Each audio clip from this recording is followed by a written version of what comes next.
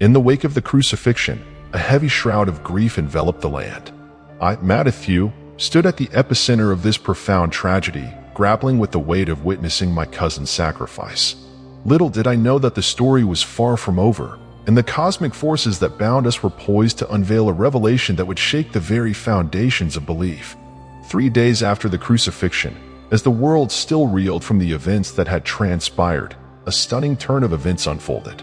Jesus, thought to be lost to the annals of mortality, emerged from the shadows of death, resurrected and shrouded in a cloak that seemed to shimmer with celestial light. The disbelief that swept through the witnesses was palpable, their eyes wide with astonishment as the once lifeless form of Jesus now stood before them, radiant with an otherworldly presence. The air crackled with an energy that defied explanation, and the very earth seemed to vibrate with the resonance of a miracle. As Jesus approached me, beyond the shadows that had concealed our interactions, he spoke with a quiet authority that transcended the mortal realm. Matthew, the time has come to unveil the truth that lies shrouded in the mysteries of existence. The divine power within is not bound by the limitations of mortal perception. In the days that followed, I, Matthew, became a key figure in revealing the miraculous truth that unfolded. The resurrection of Jesus was not just a return from death, but a testament to the mastery of life and death itself. The celestial cloak that draped him was a symbol of the divine powers that transcended the boundaries of earthly existence. Together, Jesus and I embarked on a journey to unveil the profound revelations that lay hidden within the tapestry of our intertwined fates. The people, still grappling with the shock of the crucifixion, now witnessed the unfolding of a divine saga that defied the conventional norms of belief. The story concluded with a revelation that shook the foundations of belief. The divine power within Jesus was not confined to a singular act of resurrection, but permeated the very fabric of existence. The miraculous events that had transpired were a manifestation of cosmic forces that sought to redefine the narrative of human history. As the truth unfolded, the legacy of Jesus' sacrifice took on a new dimension, one that transcended the boundaries of mortal comprehension. The revelation became a cornerstone in the annals of belief, leaving an indelible mark on the hearts and minds of those who bore witness to the unfolding of a cosmic drama that defied the limits of mortal understanding. In the aftermath of the resurrection, the celestial cloak draped around Jesus seemed to shimmer with an ethereal light as he ascended on a celestial throne. The atmosphere resonated with a divine energy, and a profound calm settled over the scene. As Jesus settled into the celestial throne, the celestial beings revealed to him the intricate tapestry of events that unfolded in his absence. Through the cosmic realm, he learned of the impostors embedded within the Roman government, manipulated by traitors seeking riches. The gravity of the revelation struck a chord, for the very fabric of governance was tainted by deception. Jesus spoke of the divine counsel he received. The Roman government is infiltrated by impostors and traitors. Their insidious plan is to unleash destruction upon the whole tribe of Judah, and their eyes are set on you now, Matthew. The tribes would suffer under the might of their armies, and the threat is imminent. The divine beings conveyed that Jesus' mission, though arduous, had been completed. He had saved the tribe from impending destruction. The armies, poised to unleash trauma upon the tribes, would now face divine intervention. Now, veiled in the celestial cloak, Jesus was tasked to continue sharing the truth and exacting justice whenever called. The divine beings laid out the next set of missions, revealing a sinister pact between the Romans and giants who had survived since the days of Noah. These giants, dwelling in vast cave systems, had been fed our people, their land, and their property stolen by the Roman infiltrators. The revelation unfolded with a heavy weight as it became clear that hundreds of men, women, and children had fallen prey to the insatiable appetite of these giants. The divine beings conveyed the gruesome fate that awaited the souls of the victims. Jesus spoke somberly. The giants were created in the days of Noah, and now, having tasted human flesh, they seek to feast on the spirits of our people. The souls, once trapped, will be unable to find rest or be reborn after death. Our next mission is to liberate these trapped spirits and bring justice to those who perpetuated this heinous act. The divine beings reveal the urgency of the mission, the cries of the trapped souls echoing through the cosmic realms. Jesus, now resolute in purpose, accepted the divine mandate to confront the giants and free the spirits ensnared in their gruesome feast. The celestial throne, bearing witness to this cosmic drama, became the nexus of divine justice and retribution. Jesus, shrouded in the celestial cloak, prepared to descend once again into the earthly realm, a harbinger of truth, justice, and a force against the sinister machinations that sought to unravel the very fabric of existence. The mission continued, and the cosmic dance between the celestial and the mortal realms unfolded with a relentless and divine purpose. In the wake of divine revelations and cosmic mandates, Jesus and I, now armed with high levels of war and forbidden techniques, embarked on a perilous journey to confront the giants whose towering heights loomed as ominous as the threat they posed. The landscape before us was daunting, and the very air seemed to crackle with the anticipation of the impending battle. The giants, descendants from the days of Noah, were not mere mortals. Their smallest amongst them measured a staggering 20 feet in height, while the elders reached even greater altitudes. The challenge ahead was immense, and the training we had undergone for the gods would be put to the ultimate test. Intricately detailed, the journey to recruit our comrades, mates we had grown up and trained within the divine service, unfolded across vast and treacherous lands. We sought out those whose skills and loyalty matched the magnitude of the task at hand. As we traversed through ancient landscapes, the air echoed with the distant whispers of the divine. The gods had sculpted our destinies, weaving a tapestry of purpose that beckoned us to confront the giants and liberate the trapped spirits. I, Matthew, stood witness to the reunions with our comrades. The bonds forged in the crucible of divine training had solidified into unbreakable connections. Dialogues echoed through the ancient canyons as we shared the revelations that had unfolded in the celestial realms. The giants pose a threat to the very fabric of existence. Jesus spoke with a conviction that resonated through the gathered group. We were trained for this moment, and together we shall face the divine challenge that lies ahead. The mates, now comrades in arms, embraced the calling with a solemn determination. Each possessed skills honed by the gods, and the forbidden techniques would now serve a purpose beyond mortal comprehension. In intricate detail, the journey continued as we moved through lands fraught with challenges and hidden dangers. The divine whispers guided our steps, revealing the locations where the giants had entrenched themselves, feasting on the souls of the trapped spirits. The celestial cloak that veiled Jesus and me shimmered with an ethereal light as we led our band of comrades towards the impending clash. The giants, oblivious to the divine force converging upon them, stood as behemoths against the horizon. The air crackled with anticipation as we approached the battleground. Our comrades prepared for the cosmic dance that awaited them. The gods' training, the forbidden techniques, and the high levels of war mastery converged into a symphony of divine purpose. The journey to confront the giants, intricately woven with the threads of destiny and divine revelation, now stood at the precipice of action. The mates, now comrades, were bound by a shared destiny, a purpose that transcended the mortal realm. The cosmic dance unfolded, and the giants, oblivious to the impending storm, awaited the clash with forces beyond their understanding.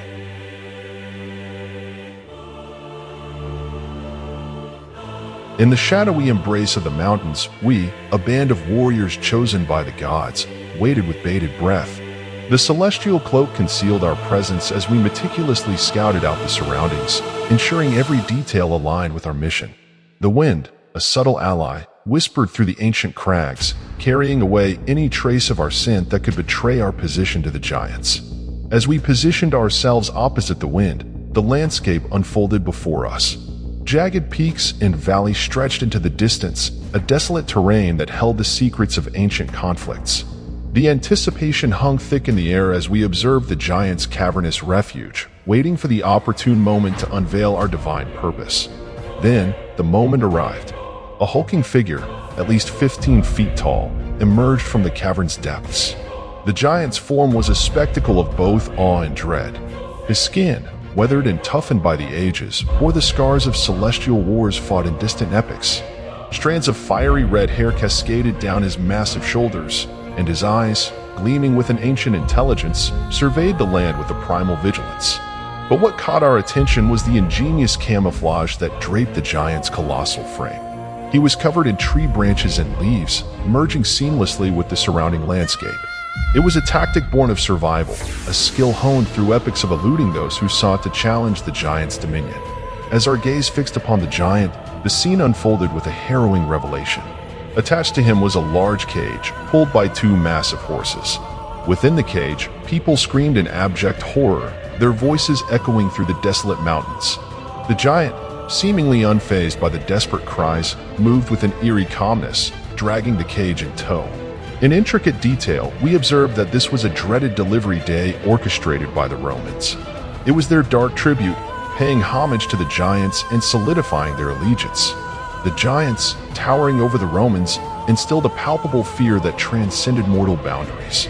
The alliance between the Romans and the giants was forged in a crucible of terror, a sinister pact that played out in the desolate valleys where ancient conflicts lingered like lingering echoes. Our position concealed, the celestial cloak veiling our presence, we bore witness to this unholy transaction. The giants, camouflaged in the very foliage of the mountains, moved with a primal purpose. The screams of the imprisoned souls reverberated through the peaks, a haunting symphony that fueled our resolve. The moment of confrontation loomed, and the gods' chosen warriors steeled themselves for the cosmic clash that awaited. The giants, oblivious to the forces that lurked in the shadows, continued their macabre procession, dragging the cage of tormented souls through the ancient landscapes that bore witness to the convergence of celestial destinies and mortal trepidations.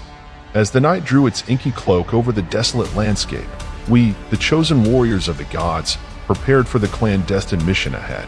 The celestial cloak veiled our forms, but the scent remained a potential giveaway to the giants.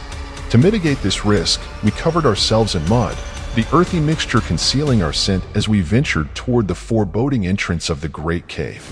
In the shadows, a hushed dialogue unfolded among us. "Johann, go ahead and infiltrate the cave," Jesus commanded with a whisper, his voice carrying the weight of divine purpose. Johann, also known as John in the mortal realm, was not only an assassin but a master tracker, a peaceful spirit who wouldn't harm a living creature unless driven by the necessity of divine intervention.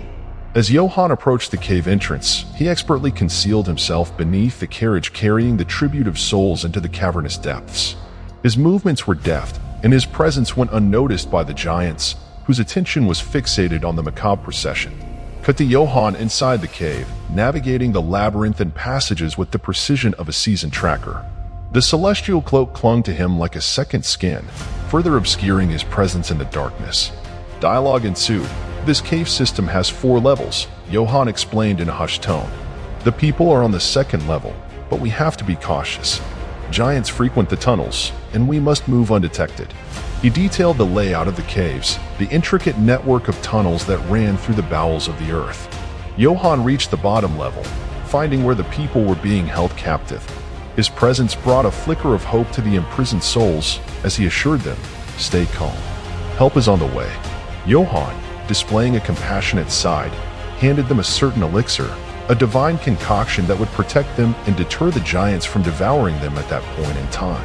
His assurances echoed through the caverns as he left the elixir with them, a tangible promise of imminent salvation. Returning to us, Johann explained the tunnel's configuration.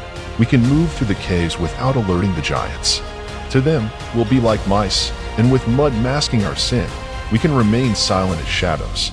The people are on the 2nd level, but will navigate the maze without being detected.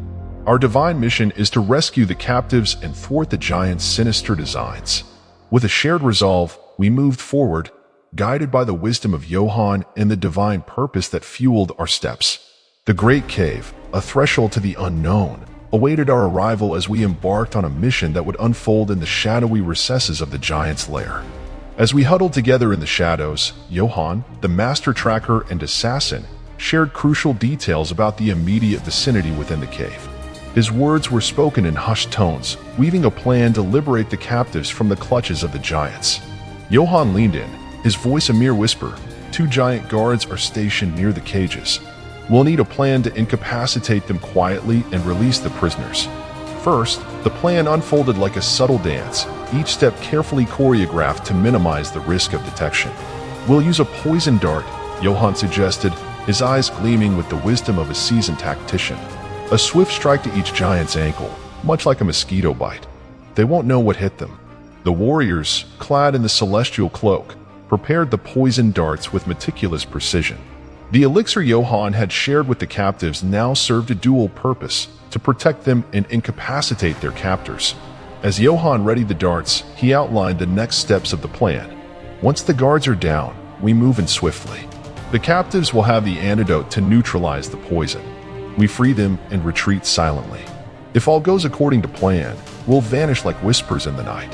However, the world of covert operations is unpredictable, and Johann, ever the strategist, detailed a backup plan for any unforeseen circumstances. In case of an alarm, we resort to our combat skills. Swift and coordinated strikes, he explained. Our celestial cloak will grant us the advantage of surprise. We fight our way out, prioritizing the safety of the captives. Each warrior, now fully immersed in the plan, visualized the intricate dance that awaited them within the cavern's depths. The celestial cloak became a second skin, and the poison darts gleamed in the darkness like ethereal arrows. Johann, with a final nod, signaled the readiness of the plan. As we prepared to enter the cave, the air pulsated with intense energy, a symphony of divine purpose, intricate strategy, and the unwavering determination to rescue those ensnared by the giant's malevolent grasp.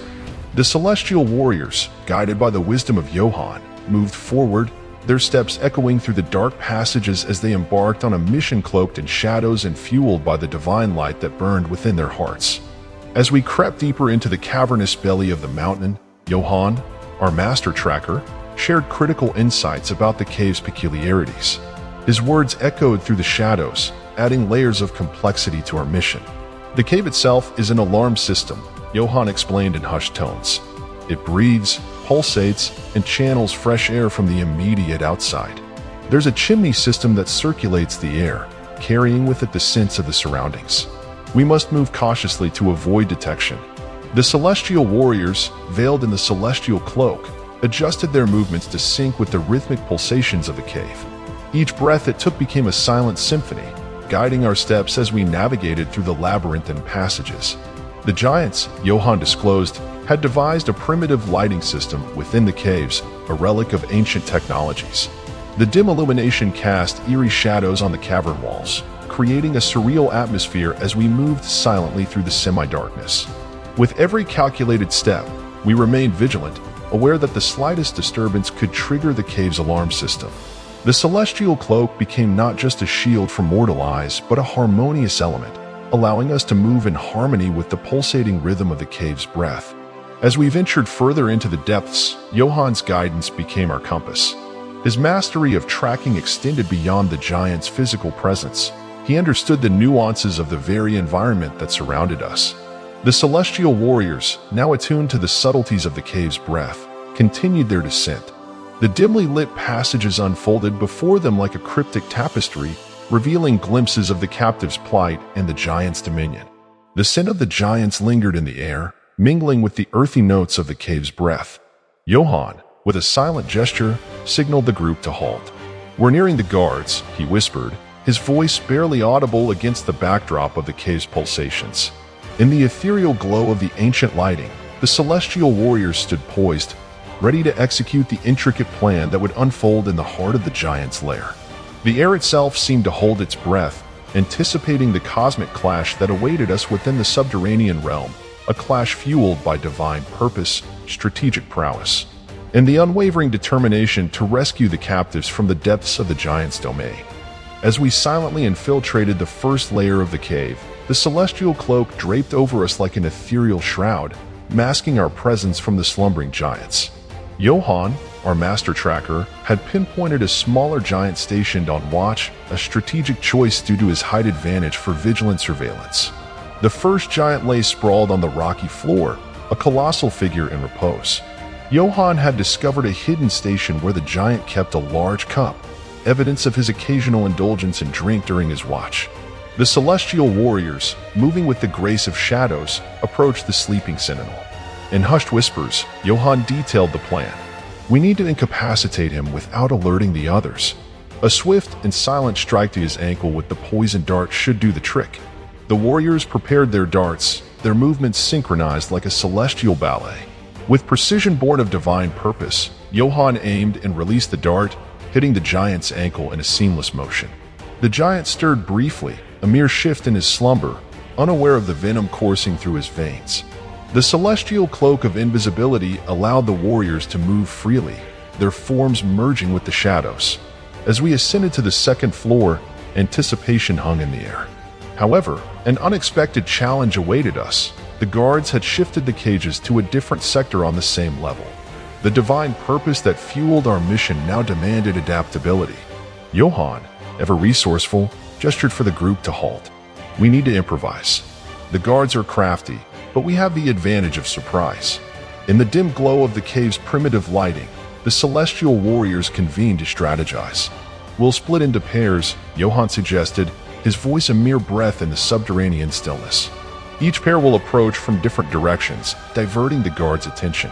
Our goal is to neutralize the guards swiftly and release the captives before the giants become aware. The celestial warriors, attuned to the rhythm of the cave's breath and the pulse of their divine purpose, embraced the challenge. In pairs, they ventured into the labyrinthine passages, navigating the shifting landscape of the second floor.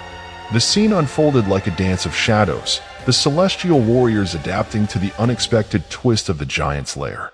The divine cloak veiled their movements, and the poison darts gleamed in the dim light, ready to strike at the opportune moment. As the celestial warriors approached the guards from different angles, the air pulsated with the tension of impending confrontation. The giants, unaware of the celestial force in their midst, remained entwined in the eternal dance of sleep and wakefulness. The moment of improvisation had arrived, and the celestial warriors moved with the fluidity of divine grace. The second floor, a labyrinth of challenges and opportunities, beckoned them into the heart of the giants' realm. A realm where the dance of shadows and the clash of destinies would shape the outcome of a celestial mission cloaked in secrecy and fueled by the indomitable light of divine purpose. As we advanced through the labyrinthine passages of the second floor, guided by the pulsating breath of the cave and the celestial cloak that veiled us from mortal eyes, we encountered a chilling revelation. The giants, in their macabre ingenuity, had designated a dark portion of the cave akin to an icebox for storing the cages. The air in this section grew colder, each breath crystallizing as a visible mist. The atmosphere took on an eerie stillness, a stark contrast to the pulsating rhythm of the rest of the cave.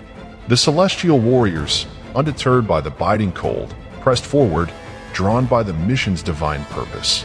As we navigated through the frigid expanse, a ghastly sight unfolded before us, an assembly of cages suspended in the air, each containing the wretched souls captured by the giants. The cage bars, glinting in the dim light, formed a haunting lattice that seemed to entrap not only the captives' bodies but also their very spirits. Yet, the horrors didn't end there. Adjacent to the cages, the giants had fashioned another chamber, a smokehouse of sorts, where the bodies of the fallen were stored. The air within this chamber bore the acrid scent of preservation, a chilling testament to the giants' grisly methods. The celestial warriors, their hearts heavy with the weight of the scene, pressed on with determination.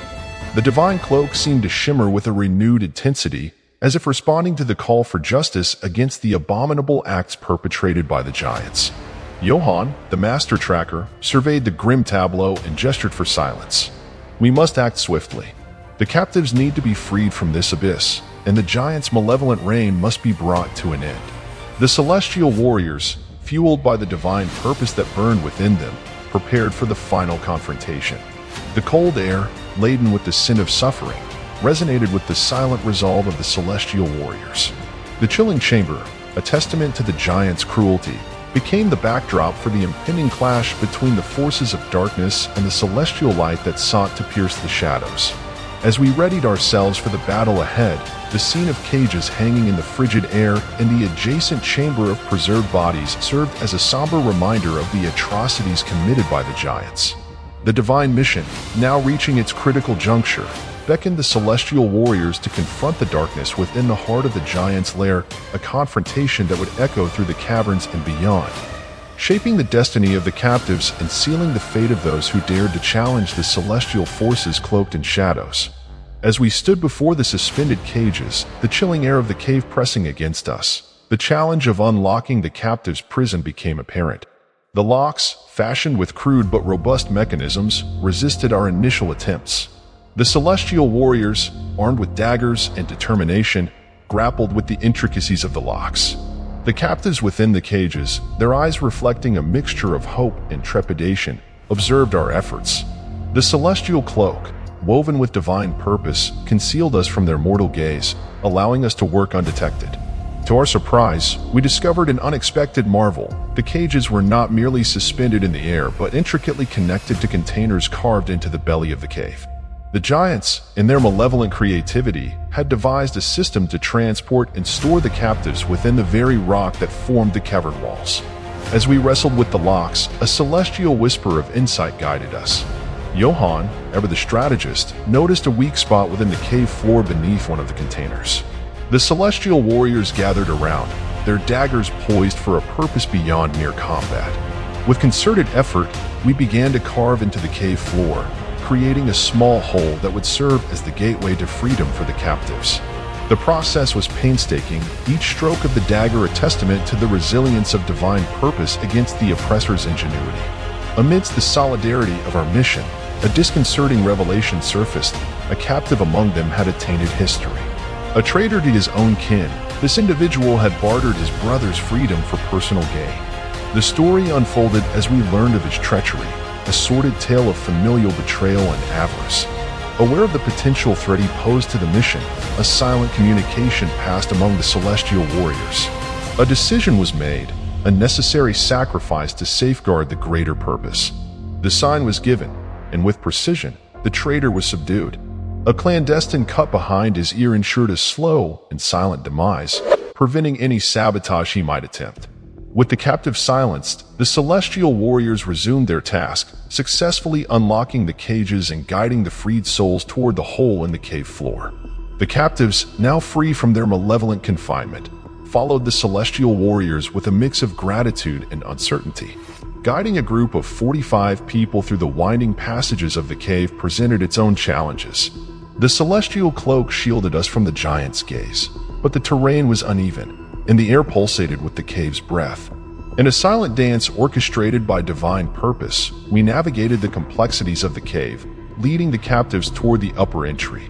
Each step, guided by the celestial cloak and the light of our shared purpose, brought us closer to the threshold of freedom. The arduous journey through the bowels of the giant's lair was a testament to the resilience of the human spirit and the indomitable force of celestial warriors fighting for justice in the shadows. As the celestial warriors led the freed captives toward the upper entry of the cave, a silent urgency pervaded the air. The celestial cloak shielded us, yet the giant's lair was not devoid of risks. At the rear of the group, Jesus and Johann maintained a vigilant watch, ensuring the safe passage of the people. The air, thick with tension, suddenly shifted as one of the giants began to stir from its slumber. A primal awareness surged through the celestial warriors, prompting a swift reaction. The giant, its colossal form slowly rising, caught a glimpse of Jesus and Johann at the rear of the group. A guttural roar erupted from the giant's throat, echoing through the cavernous passages. The celestial cloak offered concealment, but the giant's instincts were keen. With a thunderous boom, the giant retrieved a massive spear, its eyes fixed on the perceived intruders. In a display of uncanny precision, the giant hurled the spear toward Jesus and Johann. The celestial warriors, alerted by the impending danger, dove aside just in time, the lethal projectile whizzing between them with a deadly intent. The captives, guided by the celestial warriors at the front, surged forward, propelled by a mixture of fear and the hope of newfound freedom. The celestial cloak continued to shroud them from mortal eyes, but the giant's roar had set off an ominous chain of events. The spear, embedded in the cave wall behind Jesus and Johann, stood as a stark reminder of the imminent threat. The giant, incensed by the intrusion, bellowed in rage, alerting its brethren to the presence of intruders. As the celestial warriors at the rear rejoined the group, a palpable tension hung in the air. The giants, now fully awakened and aware, prepared to confront the unseen adversaries who dared to infiltrate their lair. The celestial warriors, their divine purpose unwavering, faced a new challenge. The wrath of giants stirred from their slumber. With the captives in tow, we emerged from the cave's mouth into the open air, the celestial cloak still concealing us from mortal eyes, but unable to shield us from the impending clash with the enraged giants. The escape from the giant's lair had set in motion a sequence of events that would reverberate through the caverns and beyond, a celestial mission now teetering on the edge of conflict and revelation.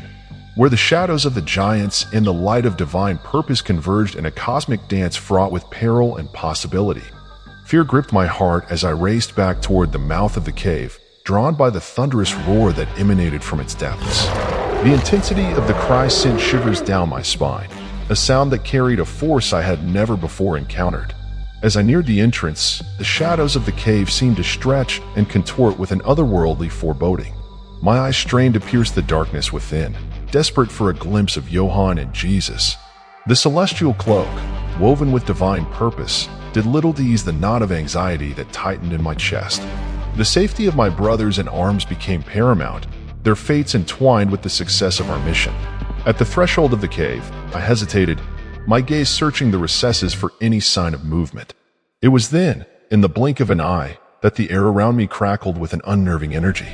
A colossal spear, propelled with astonishing speed, hurtled out of the cave's mouth. The sheer force behind its flight left me breathless. In an instant, the spear found its mark, skewering through the air with a malevolent purpose. My heart sank as the deadly projectile struck true, cabling through the fleeing group with a sickening accuracy. 5 of the captives, who had been mere moments away from the safety of the open air, were impaled to a nearby tree, their anguished cries cutting through the night. The surreal tableau of bodies suspended by the giant spear sent shockwaves through the remaining escapees. Horror painted their faces as they witnessed the gruesome spectacle unfold before them. The celestial warriors, now faced with an unforeseen tragedy, grappled with the weight of the lives lost in the blink of an eye. The cave, once a refuge and now a chamber of echoes haunted by the cries of the wounded, stood as a stark reminder of the perilous journey that lay ahead. The giants, awakened to the intrusion, had unleashed a devastating response, leaving us to confront the consequences of our daring escape. With a heavy heart, I turned away from the cave, the anguish of the moment etched into the fabric of my being. The celestial warriors, their resolve unshaken, faced the looming challenge that awaited them outside. A world now tinged with the bitter taste of loss and the unyielding determination to press forward in the pursuit of justice against the giants and the shadows that sought to engulf us all. As the horrors unfolded at the mouth of the cave, Jesus, his eyes heavy with sorrow, remembered the ancient call that had been passed down through generations. With a commanding voice, he urged everyone to call upon the gods and beckon the divine forces to intervene. The celestial warriors and the freed captives gathered in a circle, their voices rising in unison. Jesus raised his hands toward the heavens, a conduit for the celestial energies that responded to the ancestral plea. In that moment, the night sky crackled with an otherworldly energy. A massive celestial ship descended from the celestial expanse, its presence creating a dazzling display of celestial light. The ship, a colossal vessel of divine power, positioned itself strategically above the mouth of the mountain.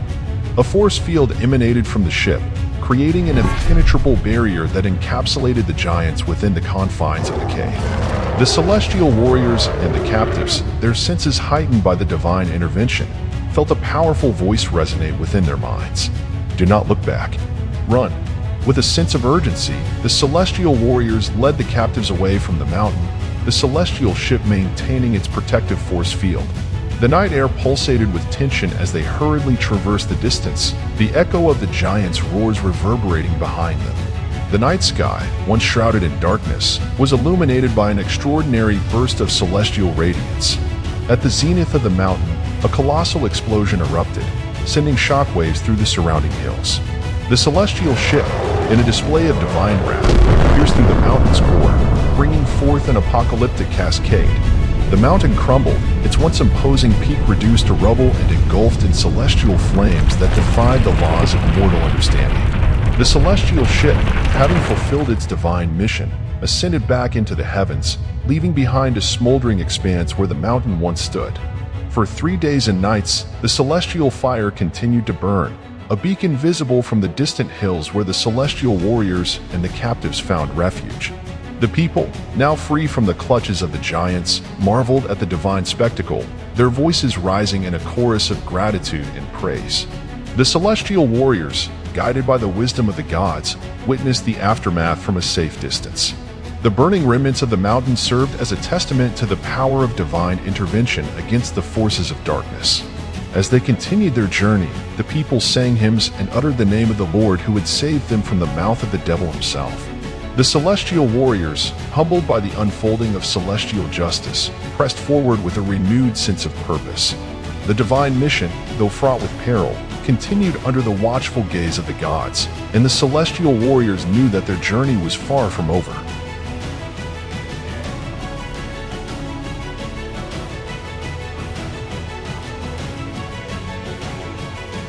Please like, share, and subscribe. Thanks for listening, and please stay tuned for part 3.